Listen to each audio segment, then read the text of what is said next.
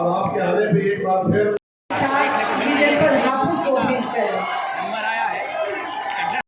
लक्ष्य होना चाहिए। इस उत्तम विचार को करने के लिए हम निवेदन करते हैं। दुनिया के अंदर अंधकार था, तब इस बात का उद्घोष करने वाले कि धर्म, अर्थ, काम और मोक्ष इन चारों मानवीय पुरुषार्थों से जुड़ा हुआ जो कुछ भी है वह मेरे इस ग्रंथ में है, जो इस ग्रंथ में नहीं और अन्यत्र कहीं नहीं। भगवान वेद व्यास ने इसी तरह से उद्घोष किया था महाभारत जैसा महाकाव्य रच करके। और याद करिए मध्यकाल में,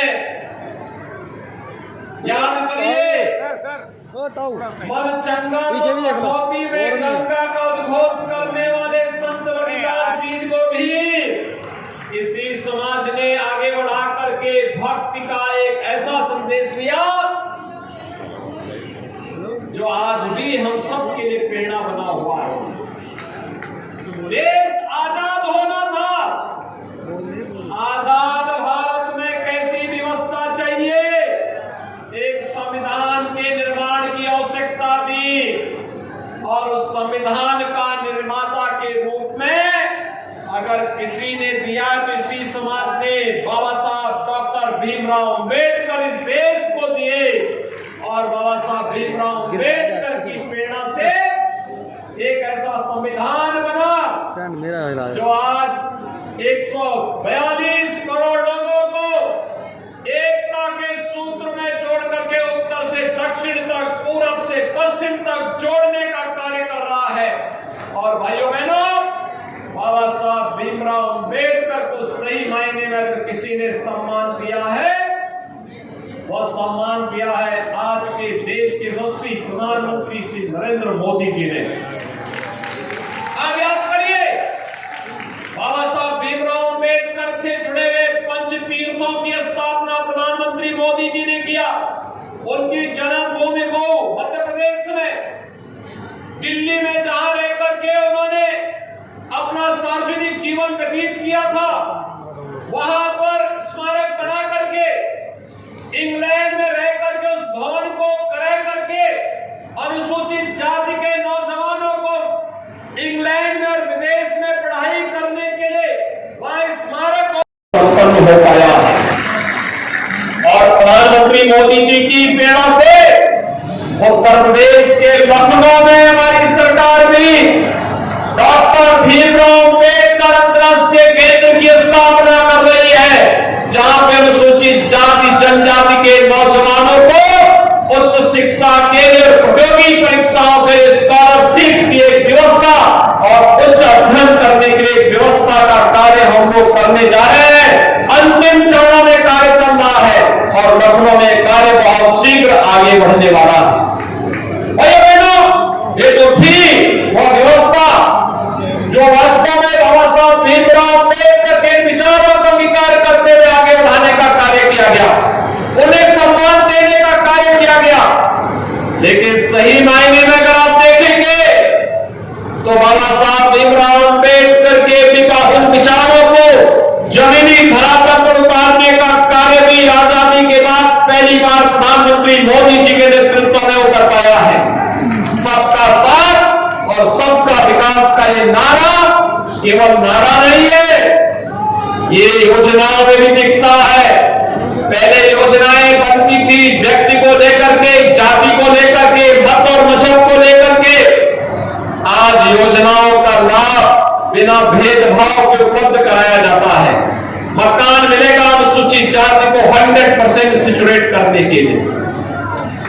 आवास की सुविधा का लाभ उनको पूरी तरह कवर करने के लिए, संतृप्त करने के लिए, शौचालय की सुविधा का लाभ उन्हें पूरी तरह संतृप्त करने के लिए, स्वास्थ्य की सुविधा का लाभ पूरी तरह संतृप्त करने के लिए, हर प्रकार की सुविधा का लाभ उन तक पहुंचाने के लिए। भाइयों बहनों, असीम अरुण जी ठीक ही बोल रहे थे कि हंसी आती है हमें उन लोगों पर जिन लोगों ने अनुसूचित जाति के लोगों को सर्वाधिक अत्याचार किया और उनका शोषण किया। जब आज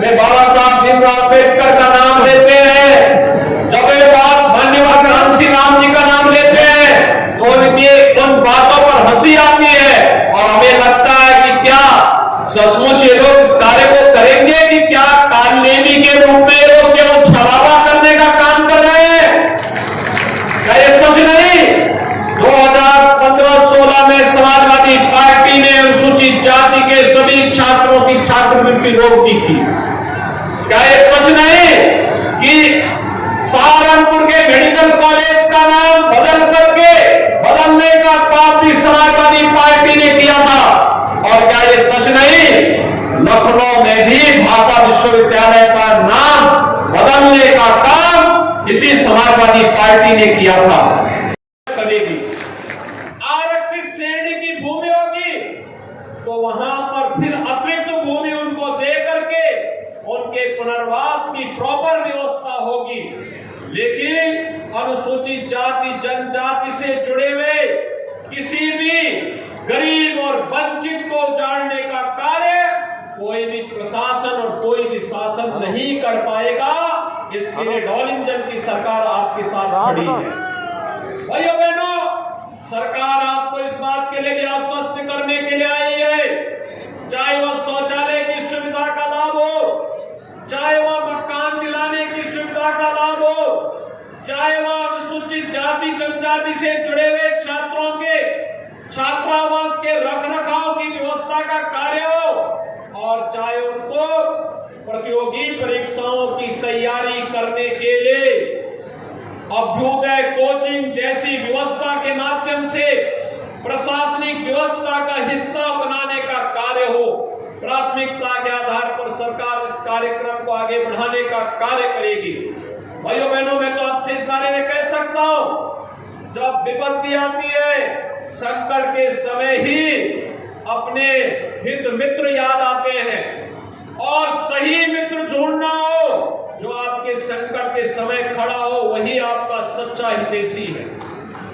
याद करिए, कोरोना जैसी महामारी के दौरान भरण पोषण भत्ता हो या फिर 80 करोड़ लोगों को फ्री में राशन की सुविधा का लाभ, ये मोदी जी के नेतृत्व में डबल इंजन की सरकार ने ही ये सुविधा दी है और ये सुविधा दे रही है। और आज मैं फिर आपसे यही कहने के लिए आया हूं, ये डबल इंजन की सरकार बोलती कम है, करके दिखाने में विश्वास रखती है। पश्चिमी उत्तर प्रदेश की स्थिति किसी से छुपी हुई नहीं थी। कानून व्यवस्था की स्थिति कितनी बदतर थी, घर के जानवर उठा खोल करके लोग चले जाते थे, यार क्या कर रहे हो? गाय और भैंस भी खोल करके लेके चले जाते थे।